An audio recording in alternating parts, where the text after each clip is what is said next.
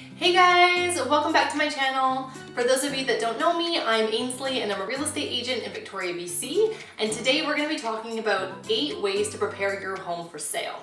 Preparing your home for sale can sometimes feel like an overwhelming task, but countless studies show that homes that show best sell faster and for more money. Here are some things that you should consider to ensure the transition from for sale to sold is a smooth one.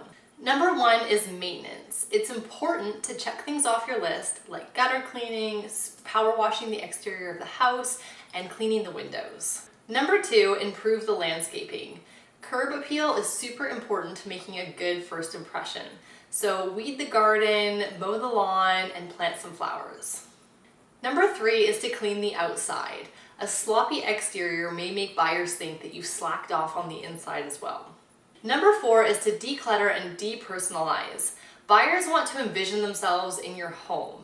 So something you can consider doing is to rent a storage unit for knickknacks, extra furniture, and personal belongings. Number 5 is to make repairs. You want your home to be in the best condition as possible. So it's really important to fix any defects like broken windows or a leaky roof. These kind of things could discourage buyers. Number 6 is paint, paint, paint.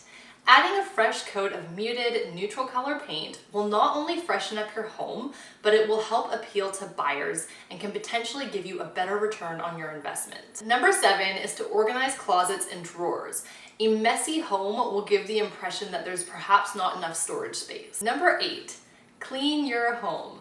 I know this may seem like a super obvious one, but it is super, super important. You want to make sure your home shows its best and that it is sparkling clean.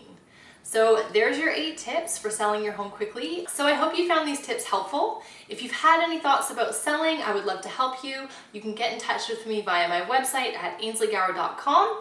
And if you found this video useful, please give me a like or subscribe to this channel for more videos just like this. Thanks.